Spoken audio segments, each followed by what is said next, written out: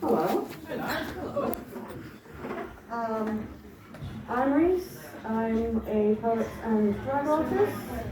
And I'm going to perform poetry, unfortunately, no drag today. Although they do say that we are all born naked and everything else is drag, and honestly.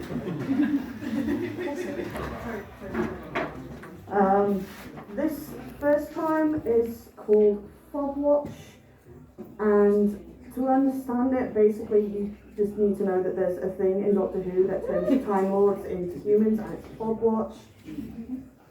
A Fog Watch is this. And that's basically all you need to know. No trigger warnings, I don't think. But this will basically help you understand who I am, kind of. Fog Watch. My body is human. Heavy. Solid. Soft. Light does not burst from my fingertips. I do not sense time, far from it. So I have come to the conclusion that I am fog watched. Poorly, because I'm very aware of it, but fog watched nonetheless. I probably didn't even read the instructions when I did it. At least I didn't screw it up so bad the Time Lord consciousness burned the human brain out. Although, with how dysfunctional I am, sure it's fine.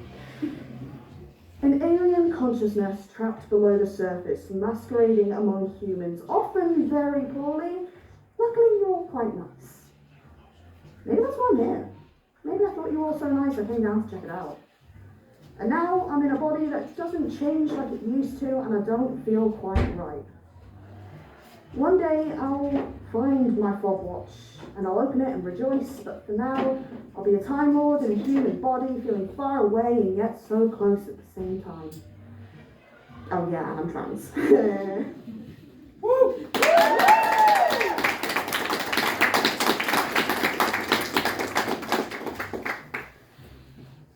So, have you seen the trend of videos of incredibly overdone, supposedly casual situations that are set to the song that's like, I think I like this little life? Fuck that, quite frankly. And so I wrote a poem about my little life. No trigger warnings again. But yeah, here we go. I think I like this little life. Bleary-eyed, I reach for the cold brew as the lights flicker on and the day begins to rise. Living life in phases, individual points of data with minimal connection. I take my headphones out and wave good morning, and suddenly I am human again. Sometimes there is integration, however brief. Colleagues asking about weekends. I'll tell you on Monday. Not something I often get to say. The morning after my grad debut, a colleague asked me if it was weird going from that to teaching in a primary school. I told her it was refreshing. I wasn't wrong.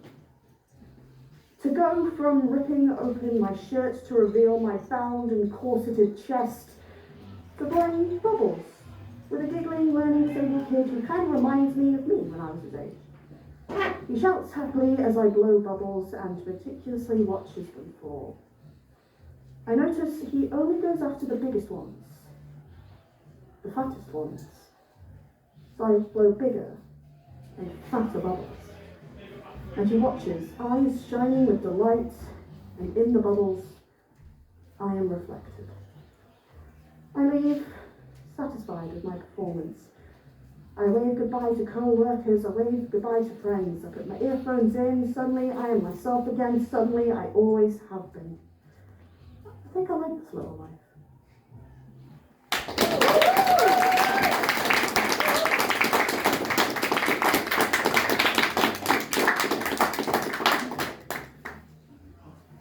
This one is a very explicitly trans poem, and it's what I kind of want to grab trans youth by the shoulders and yell at them. And it's called, we all know what step one is. General trigger warning, just talking about being trans and not liking your body because of that. That's real. We all know what step 1 is. Step 2, learn who you are. Gender does not come into it. Just figure out who you are. Difficult, I know, but become a person outside your obsession with, Step 3, realize that humans do not look like humans. Realize that every person does actually notice that thing that you don't like about yourself, and realize that they don't care. Seriously, they do not care. Step 4, seriously, humans do not look like humans. We are all so different from the idea of what a human is, even disregarding photoshopped humans and AI nothings. Humans look like lopsided dogs and monsters and daffodils and pirates and ideas and mountains, and they look like you.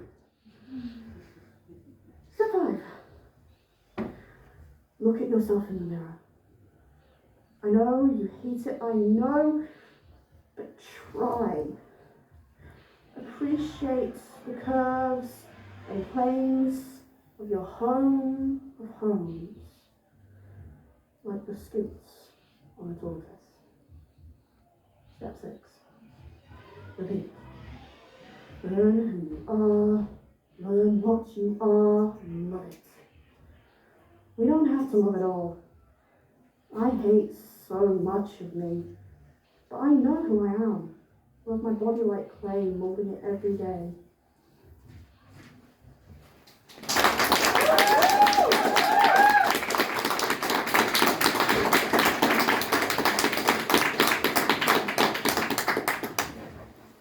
And since we're going more and more trans and more angry, I guess, this is my poem in response to, have you seen that, like, transphobic visual of, like, a paper doll girl with, like, a hole cut over, like, the uterus and stuff? Because I have, and it's fucking disgusting. It's, like, on the cover of a book that's, like, about trans boys. Anyway, this one is in response to that, and it is generally just, it's a little bit graphic with blood and stuff, but like, other than that, it's trans usual stuff. And it is called Let Me Mutilate Myself. Let me mutilate myself. Mutilate myself the way grapes are crushed and destroyed for wine, the way yeast is murdered for bread. Let me mutilate my body. Marble is carved to become perfection, cut and ground to dust, flat. Mutilate stone, mutilate flesh. Cut me. Contaminate me with needles. I'd rather have the creams and not, but that's less poetic. Infect my body with that which was unintended for me. Chip away at my body and rearrange the pieces to my liking. Scars are, I'm not going to say beautiful, but the beauty is in what they represent. Lay me out on the slab and reanimate me. Let the blood run. Let me regenerate. Let me mutilate myself. Cut that hole over those damned organs and leave me be. Because I will be happy. Humans were given the divine right of creation. This is not mutilation. This is absolution. Let me recreate myself. Let me mutilate myself. If that's what you wish to call it, but let it happen. Let me happen. Let me mutilate myself.